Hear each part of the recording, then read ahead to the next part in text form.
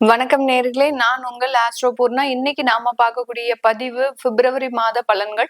இந்த பிப்ரவரி மாதத்துல இருக்கக்கூடிய கோச்சார கிரகங்களின் நிலவரங்கள் அப்படின்னு பார்க்கும்போது 4 மாத கிரகங்களாகப்பட்ட அந்த சூரியன், புதன், சுக்கிரன், செவ்வாய் இந்த 4 கிரகங்களும் மகர ராசியில இருக்கு. இந்த மாதத்துல இந்த 4 கிரகங்களும் கும்ப ராசியில ராகு பகவானோட சேர போகுது. இந்த ராகு பகவானோட சேரும் போது ஒவ்வொரு ராசி என்பர்களுக்கும் உண்டான பலன்களை தான் நம்ம இந்த பதிவுல பார்க்க போறோம். அதுபோக உங்களுக்கு மிதுன ராசியில குரு பகவான் வக்ரத்தன்மையோட இருக்கிறார். சிம்ம ராசியில கேது பகவான், அடுத்து அந்த கும்ப ராசியில ராகு பகவான் இருக்கிறார். அதோடு சேர்ந்து 4 கிரகங்களும் பயணிக்க போது இதுல செவ்வாய் மட்டும் பாத்தீங்கன்னா 23ஆம் தேதி தான் பயிற்சி ஆகிறார். அதாவது கும்ப ராசிக்கு முதல்ல 23ஆம் தேதி வரைக்கும் உச்சம் பெற்று இருக்கிறார். 23ஆம் தேதியிலிருந்து அவர் கும்ப ராசியில அந்த 4 கிரகங்களோடு சேர்க்கை பெறுகிறார். அடுத்து மீன ராசியில சனி பகவான் இயல்பு தன்மையோட இருக்கிறார். இதுதான் இந்த கோச்சார கிரகங்களின் நிலவரங்கள். இதனுடைய டீடைல்டு பலன்களை தான் நம்ம இந்த பதிவுல பார்க்க போறோம். இந்த சேனல்ல முதன்முறையா பாக்குறீங்க அப்படின்னா சப்ஸ்கிரைப் பண்ணிக்கோங்க. பெல் பட்டன்ல ஆல் ஆப்ஷன் சூஸ் பண்ணிக்கோங்க.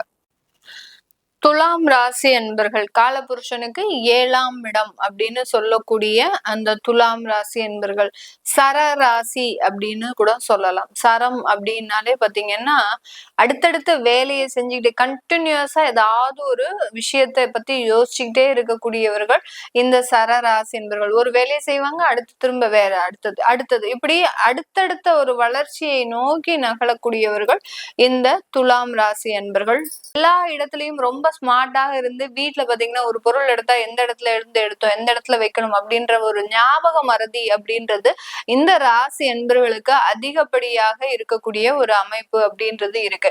அதிகப்படியாக ஞாபகத்திறன் இருந்தும் கூட அதை கரெக்டான நேரத்துல யூஸ் பண்ணாத ஒரு நபர்கள் அப்படின்றது இந்த ராசி என்பர்கள் தான். இவர்களினுடைய 6ஆம் இடத்துல, அதாவது ராசிக்கு 6ஆம் இடத்துல 5 கிரகங்களின் சேர்க்கை, 7ஆம் இடத்துல சனி கண்டக சனியாக இருக்கிறதுனால எந்த ஒரு விஷயத்திலுமே ரொம்ப ஒரு ஸ்லோ மோஷன் அப்படின்றது இருக்கும். சந்திரன் சனி சேர்க்கை, உங்களுடைய ராசியில இருக்கக்கூடிய சந்திரன் அந்த 7ஆம் இடத்துல இருக்கக்கூடிய சனியை பார்க்கிறார். சனி சமசப்தம பார்வையாக உங்களுடைய சந்திரனை பார்க்கறதுனால எல்லா இடத்துலயும் ரொம்ப ஸ்லோ மோஷன், ரொம்ப சுறுசுறுப்பாக செயல்பட்ட இந்த கன்னிராசி என்பவர்கள் கடந்த ஒரு 6 மாதமாக பாத்தீங்கன்னா அப்படியே ஸ்லோ டவுன் ஆயிருவாங்க. என்ன ஆச்சுன்னே தெரியல நமக்கு, ஏன் நம்ம இப்படி ஒரு சுறுசுறுப்பை இழந்திருக்கோம், எப்ப பார்த்தாலும் ரொம்ப தூக்கமா இருக்கு, ஏதோ ஒரு மயக்க நிலையிலேயே இருக்கக்கூடிய ஒரு அமைப்பு இருக்கு, ஏதோ ஒரு தலை சுற்றல் அதிகமாக இருந்துகிட்டே இருக்கு, ஏதோ ஒரு ஃபீவரிஷ், அதாவது ஒரு ஜலதோஷம், தலைவலி, இந்த மாதிரியான சின்ன சின்ன தொந்தரவுகள் எனக்கு வந்துகிட்டே இருக்கு. இதனால மன ரீதியாக என்னால ஒரு ஸ்திரமான ஒரு முடிவை எடுக்க முடியாம சில இடத்துல பேக்லாக் ஆகுறேன் அப்படின்ற மாதிரியான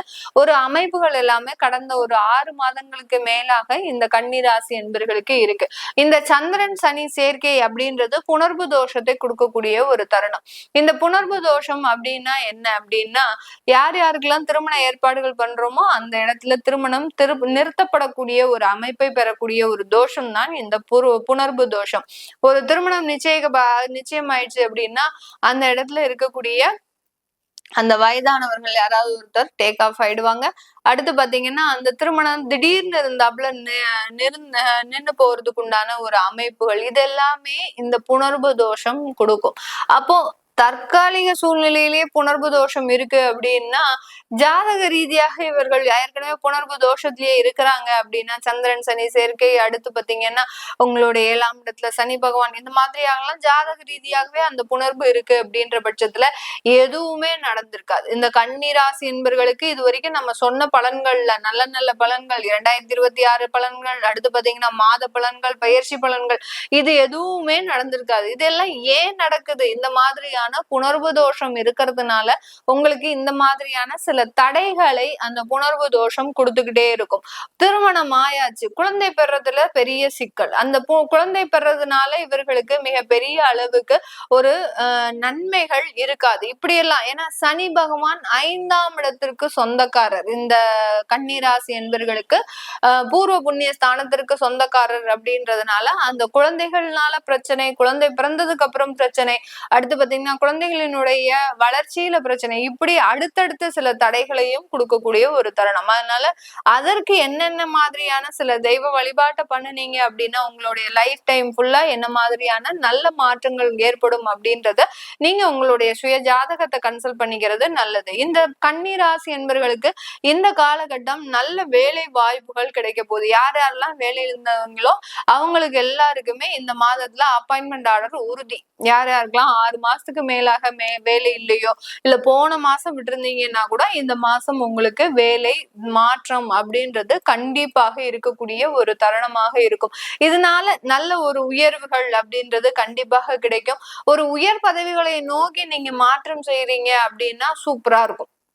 இந்த மாதத்துல அதை நோக்கி மாற்றம் செய்யக்கூடியவர்களுக்கு கண்டிப்பாக ஒரு நிச்சயமான ஒரு வளர்ச்சி அப்படின்றது இந்த கன்னிராசி என்பவர்களுக்கு இந்த பிப்ரவரி மாதம் கிடைக்கக்கூடிய ஒரு அமைப்புகள் அப்படின்றது இருக்கு.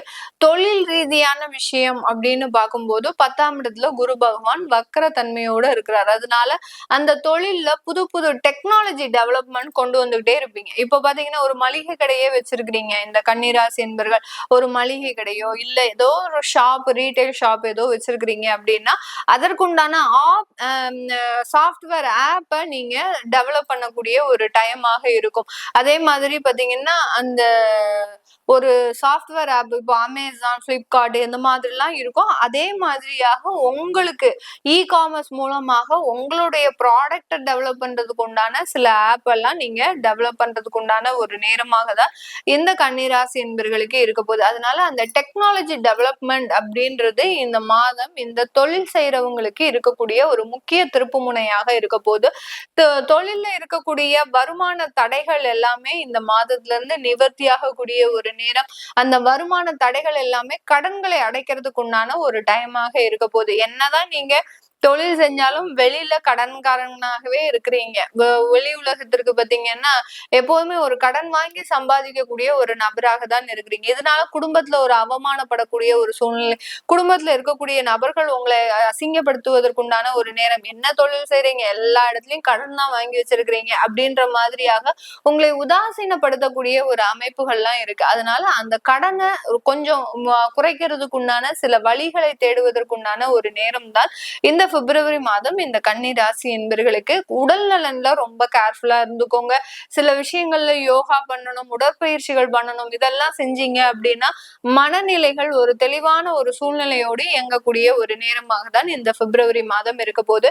கன்னி ராசி பெண்களுக்கு காதல் சம்பந்தப்பட்ட பிரிவுகள் அப்படின்றது இந்த மாதம் முக்கியமாக இருக்கும். காதல்னால சில தேவையில்லாத பிரச்சனைகள் வர்றதுக்கு உண்டான ஒரு நேரம். நீங்களே சுயமாக முடிவெடுத்து பெற்றோர்கள் கிட்ட சில தேவையில்லாத கெட்ட பெயர்கள்லாம் வாங்குறதுக்கு உண்டான ஒரு நேரம். அதனால பெண்கள் ரொம்ப கேர்ஃபுல்லா இருக்கணும். தொழில் செய்யக்கூடியவர்களுக்கு நிறைய வாய்ப்புகள் இருக்கு. மீடியா சம்பந்தப்பட்ட துறையில இருக்கிறவங்களுக்கு நல்ல ஒரு ஆப்பர்ச்சுனிட்டிஸ், பட வாய்ப்புகள் எல்லாம் வருவதற்குண்டான ஒரு நேரம் தான் இந்த கன்னிராசி என்பவர்களுக்கு. இது எல்லாமே நம்ம கோச்சார நிலவரப்படி பலன்களை கணிச்சு சொல்லியிருக்கிறோம். உங்களுடைய சுய ஜாதகத்தை பார்க்கணும் விருப்பப்படுறவங்க, மேல இருக்கிற விஷயங்கள் நான் சொன்ன விஷயங்கள் எதுவுமே நடக்கல அப்படின்னா நீங்க இன்னும் உங்களுடைய சுய ஜாதகத்தை பார்க்கலன்னு அர்த்தம். அப்படி பார்த்திருந்தீங்க அப்படின்னா உங்களுக்கு நிறைய மாற்றங்கள் வந்திருக்கும். அதை பார்க்கணும் விருப்பப்படுறவங்க கீழே இருக்கிற நம்பருக்கு வாட்ஸ்அப்ல அப்பாயின்மெண்ட் வாங்கிட்டு நீங்க கன்சல்ட் பண்ணிக்கலாம். உங்களுடைய குழந்தைகளுக்கு ஜாதகம் எழுதணும், நியூமராலஜி படி பெயர் வைக்கணும்னு நினைக்கிறவங்களும் கீழே இருக்கிற நம்பருக்கு மெசேஜ் அனுப்புங்க.